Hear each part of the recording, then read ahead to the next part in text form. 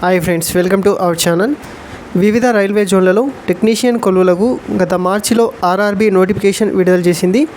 ఈ నోటిఫికేషన్లో 9,144 వేకెన్సీస్ పేర్కొనగా ప్రస్తుతం దీన్ని భారీగా పెంచుతున్నట్లు రైల్వే శాఖ ఆగస్టు 22న అధికారిక నోటిఫికేషన్ని విడుదల చేసింది.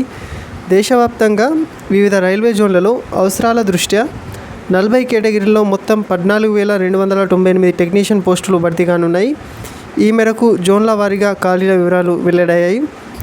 ఇక మన జోన్కి సంబంధించి సికింద్రాబాద్ రైల్వే జోన్లో 959 వేకెన్సీస్ ఉన్నాయి. ఈ పోస్టులకు సంబంధించి ఆన్లైన్లో దరఖాస్తు ప్రక్రియ ఇప్పటికే ముగిసినా కూడా ఆర్ఆర్బీ మరొకసారి ఆన్లైన్లో దరఖాస్తు చేసుకునేందుకు అవకాశం కల్పించింది. ఇప్పటికే దరఖాస్తు చేసుకున్న అభ్యర్థులు తమ దరఖాస్తును ఎడిట్ చేసుకోవడంతో పాటు పోస్టుల ప్రాధాన్యాలు ఇచ్చుకోవచ్చని రైల్వే శాఖ తెలిపింది. అర్హులైన అభ్యర్థులు అక్టోబర్ 2వ తేదీ నుంచి అక్టోబర్ 16వ తేదీ వరకు ఆన్లైన్లో దరఖాస్తు చేసుకోవచ్చు. Computer based aptitude test, document verification, medical examination ఆధారంగా అభ్యర్థులను ఎంపిక చేయడం జరుగుతుంది. ఇక మొత్తం 14,298 పోస్టులలో ఓపెన్ కేటగిరీలో 6,171, ఎస్సీ కేటగిరీలో 2,014, ఎస్టీ కేటగిరీలో 1,152, ఓబీసీ కేటగిరీలో 3,469, ఈడబ్ల్యూఎస్ కేటగిరీలో 1,481 పోస్టుల చొప్పున ఖాళీలు ఉన్నాయి. ఇక స్క్రీన్లో కనిపిస్తున్న విధంగా వివిధ రీజియన్లలో ఖాళీలు ఈ విధంగా ఉన్నాయి. ఒకసారి పూర్తిగా చూడండి.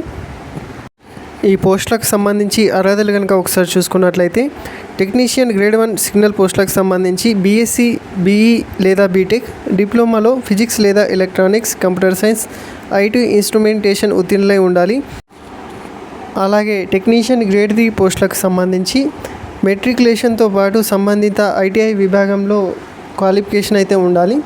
అలాగే ఇంటర్లో ఎంపీసీ చేసిన వారు కూడా ఈ యొక్క పోస్టులకి ఎలిజిబుల్. సో ఇంటర్లో ఎంపీసీ చేసిన వాళ్ళు కూడా ఈ పోస్టులకి అప్లై చేసుకోవచ్చు. వారికి ఐటీఐ ఉన్నా లేకపోయినా వాళ్ళైతే అప్లై చేసుకోవచ్చు.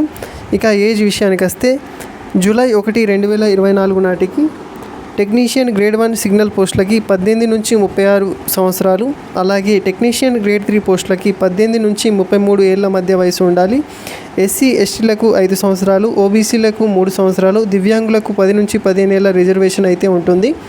ఇక ప్రారంభ వేతనం నెలకు టెక్నీషియన్ గ్రేడ్ 1 పోస్టులకి 29,200, టెక్నీషియన్ గ్రేడ్ 3 పోస్టులకి 19,900 రూపాయలు ఉంటుంది.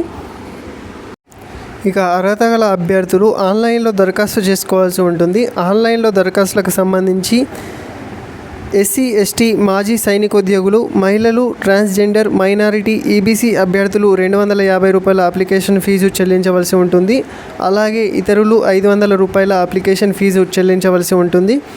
ఇక అప్లికేషన్ చేసుకున్న అభ్యర్థులు ఎవరైనా ఎగ్జామ్ అటెండ్ అయినట్లయితే వారికి అమౌంట్ రీఫండ్ కూడా చేయడం జరుగుతుంది. ఇక ఈ పోస్టులకు సంబంధించి ఎంపిక ప్రక్రియ రాత పరీక్ష, computer based aptitude test, document verification, medical examination ఆధారంగా అభ్యర్థులను ఎంపిక చేస్తారు. ఇక ఈ పోస్టులకు సంబంధించి సిలబస్ కనుక ఒకసారి చూసుకున్నట్లయితే టెక్నీషియన్ గ్రేడ్ 1 సిగ్నల్ ప్రశ్నాపత్రంలో జనరల్ అవేర్నెస్ నుండి 10 ప్రశ్నలకి 10 మార్కులు, జనరల్ ఇంటెలిజెన్స్ అండ్ రీజనింగ్ నుండి 15 ప్రశ్నలకి 15 మార్కులు, basics of computers and applications నుండి 20 ప్రశ్నలకి 20 మార్కులు, మ్యాథమెటిక్స్ నుండి 20 ప్రశ్నలకి 20 మార్కులు, బేసిక్ సైన్స్ అండ్ ఇంజనీరింగ్ నుండి 35 ప్రశ్నలకి 35 మార్కుల చొప్పున ప్రశ్నలు ఇవ్వడం జరుగుతుంది. అలాగే టెక్నీషియన్ గ్రేడ్ 3 ప్రశ్నపత్రంలో మ్యాథమెటిక్స్ నుండి 25 ప్రశ్నలకి 25 మార్కులు, జనరల్ ఇంటెలిజెన్స్ అండ్ రీజనింగ్ నుండి 25 ప్రశ్నలకి 25 మార్కులు, జనరల్ సైన్స్ నుండి 40 ప్రశ్నలకి 40 మార్కులు, జనరల్ అవేర్నెస్ నుండి 10 ప్రశ్నలకి 10 మార్కులపై అంశాలపై ప్రశ్నలు వస్తాయి. పరీక్ష వ్యవధి వచ్చేసి 90 నిమిషాలు ఉంటుంది. మొత్తం 100 మార్కులకు కానీ ఎగ్జామ్ అయితే నిర్వహించడం జరుగుతుంది. ఇక ఆన్లైన్ దరఖాస్తులు అక్టోబర్ 2వ తేదీ అనగా రేపటి నుండి ప్రారంభమవుతాయి. ఇక అక్టోబర్ 16వ తేదీ వరకు అప్లై చేసుకోవచ్చు. సో ఇంటర్లో ఎంపీసీ చేసిన అభ్యర్థులు కూడా అప్లై చేసుకోవచ్చు. చాలామందికి ఈ విషయం తెలియదు. సో ఎవరైనా ఇంటర్లో ఎంపీసీ కంప్లీట్ చేసినట్లయితే అప్లై చేసుకోండి. ఇక దరఖాస్తుకు సంబంధించి ఎడిట్ ఆప్షన్ కనుక ఒకసారి చూసుకున్నట్లయితే ఎవరైనా పొరపాట్లు చేసుకున్నట్లయితే అక్టోబర్ 17వ తేదీ నుండి అక్టోబర్ 21వ తేదీ వరకు అయితే ఎడిట్ చేసుకోవచ్చు. నిరుద్యోగులకి ఇదొక మంచి అవకాశంగా చెప్పుకోవచ్చు. ఎందుకంటే రాత పరీక్ష, కంప్యూటర్ బేస్డ్ ఆప్టిట్యూడ్ టెస్ట్ అనేది ఒకటే స్టేజ్లో నిర్వహించడం జరుగుతుంది. ఆ విధంగా అందులో సెలెక్ట్ అయిన అభ్యర్థులకి డాక్యుమెంట్ వెరిఫికేషన్, మెడికల్ ఎగ్జామినేషన్ ఆధారంగా ఎంపిక ప్రక్రియ అయితే ఉంటుంది. సో ఎవరైనా కానీ అర్హత గలవారు అప్లై అయితే చేసుకోండి. అలాగే ఈ ఇన్ఫర్మేషన్ కనుక నచ్చినట్లయితే నా యొక్క ఛానల్ని సబ్స్క్రైబ్ చేసుకొని నాకు సపోర్ట్ చేయండి. మరిన్ని ఎడ్యుకేషన్ ఇన్ఫర్మేటివ్ వీడియోస్ చేయడానికి నేను కూడా ప్రయత్నిస్తాను. Thank you friends.